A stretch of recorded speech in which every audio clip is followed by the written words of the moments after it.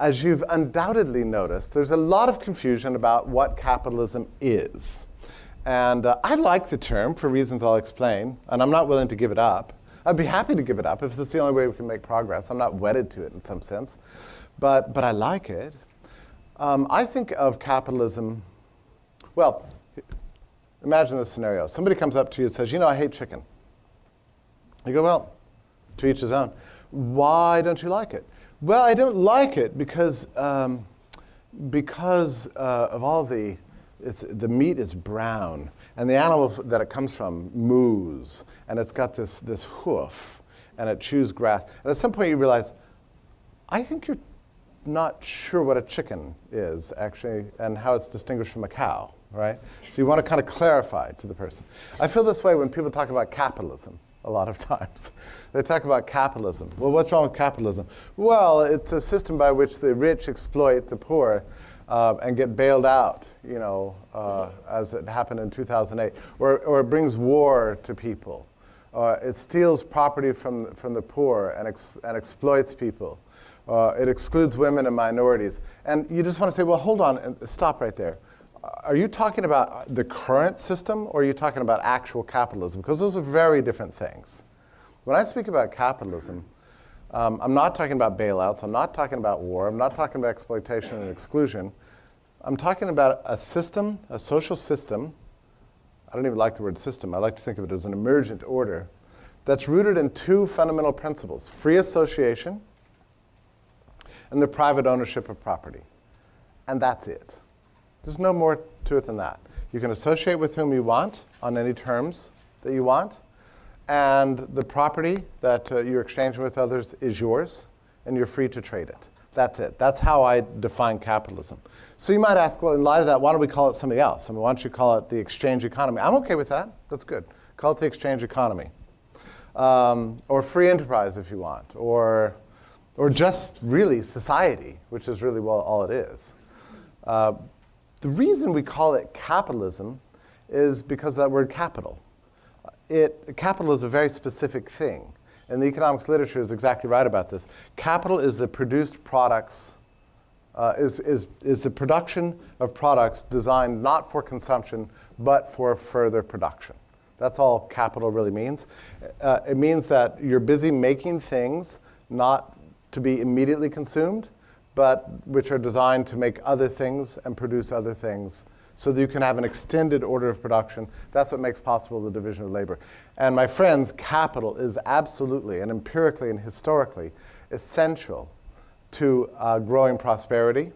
Without capital, we would not be able to feed 8 billion people. Without capital, we would not have doubled the lifespan in the last 100 years. Without capital, the world would be unrecognizable as it is today. So capital is an absolutely essential institution, and that's why I like the term capitalism to describe the exchange economy, because this institution is really great. Lots of people are friendly to the idea of exchange and peaceful association, but somehow don't get it through their heads that you have to have capital in order to have prosperity. You go to any poor country in the world, what do you observe?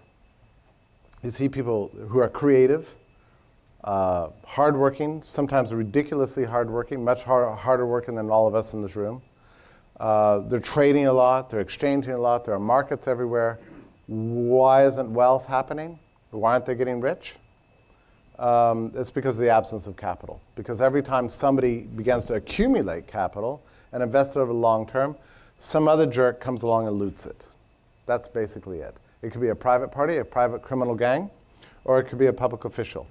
Very little difference, actually, for the most part these days. Whatever it is that's attacking capital, they're attacking the fundamentals of prosperity. So that's what I mean by capitalism. If by capitalism you mean something else, then I would like to change the term, because that's all it really comes down to. Yes, the history of capitalism has been replete with privileges for the elites. Corporations have long been linked up with government to do bad things. There have been a terrible history of government and business working together in the name of capitalism. I don't consider that capitalism. I consider it something else. There are many terms you could call it. Crony capitalism is one term thrown around. I don't much like the term crony capitalism because It's not capitalism. So just because you add the word crony to it doesn't, that's a very strange usage. I actually prefer to the term fascism to describe non-capitalistic, non-socialistic systems. So it's not total socialism, but it's not capitalism either.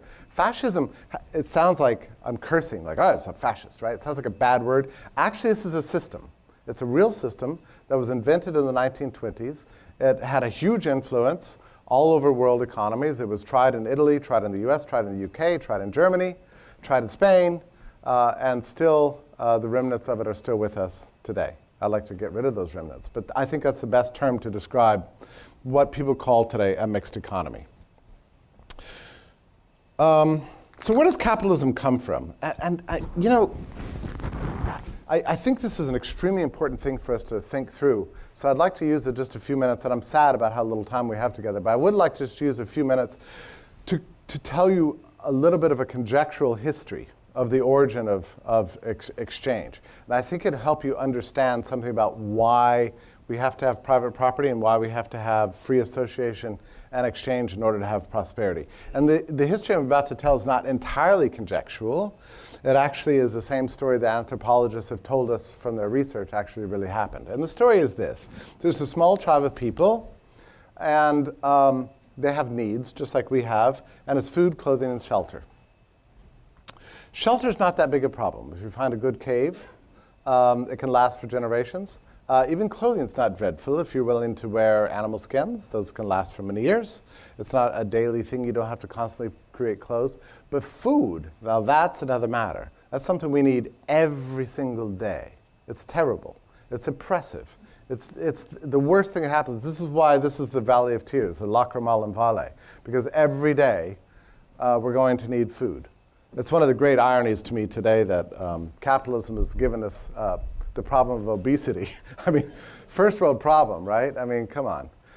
Most all of human history has been afflicted by an absence of food. But it wasn't always always that way. Anthropologists have told us there's certain spots in the world and certain tribes in which food was readily available just because it was granted to us by nature. So imagine a small tribe, and there's plenty of things around to eat. So every tree had lots of berries on it. There are lots of slow-moving animals. You can't catch the fast ones because you don't have cars or bikes or anything like that.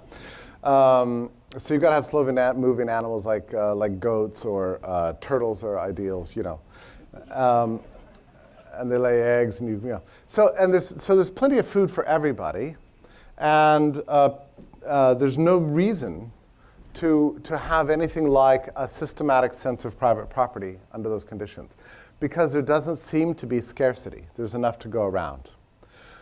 But inevitably, in this community like this, where everybody's being well fed, there's a lot of reproduction, and the population begins to grow. And what develops is what's called the tragedy of the commons. Since there's no private property, there's no distinction between mine and thine. People begin to consume too much and take more than they probably should relative to the needs of the whole community. It happens very quickly once people see the food supply begin to diminish. There's a massive raid on it, and it all goes away. And anthropologists have told us this story. This is what happens. So you wake up one day and you're like, there's no food, and I'm pretty darn hungry. What am I going to do? You have to look out further for food and further for food. But in this community, there's one guy. He's Bob the Caveman. I don't know what his name is. But he figures out that, this whole idea of living hand to mouth and hunting and gathering and foraging out for these relatively disgusting tasting leaves on the ground and these bugs, I'm sick of them. I'm going to capture some goats and put them near my cave and encourage them to reproduce. And from them, I will get milk and meat, and I will see them multiply. And that way I can provide for my family. But in so doing, you have to kind of fence them in and domesticate them. This is the origin of the domestication of animals. And it works. Suddenly, Bob the Caveman is wealthier than anybody else around him. So how do his neighbors respond to this, looking over and seeing this guy with goats, enjoying fabulous butter and milk, every single morning, and wearing very cool goat skins and eating big goat legs every night, Now, there are two ways you can respond to this. You can hate his guts, and say he's got too much, and that's evil, and I envy him, and let's gang up on him and kill him and steal his goats. And you might do that several times, right? Until at some point, somebody figures out, rather than just attacking him and hating him, why don't we learn from him and become friends with him? This is an entrepreneur. So somebody else says, he's got goats, but he doesn't have a lot of vegetables. Maybe I'll raise some vegetables. So he too fences in a small area outside of his cave and begins to grow things and discovers that he can trade. This is Jim, the caveman, is now trading with Bob, the caveman, and they've got a burgeoning economy. And pretty soon everybody learns, listen, we've got to have a system of ownership around here, because if we do that, we can cooperate together and generate real wealth. That's amazing. That's a great insight. People ask what's the greatest invention in history? Private property. That's the best invention that anybody ever came up with. It's a technology. It's a technology that generates wealth and leads to human association. And with that comes, for the first time in this world of scarcity, the origin of affection that people have for each other. Suddenly, Jim sees Bob as valuable, and Bob sees Jim as valuable. That alone is amazing. It's something that you and I experience every single day, and it never fails to inspire me.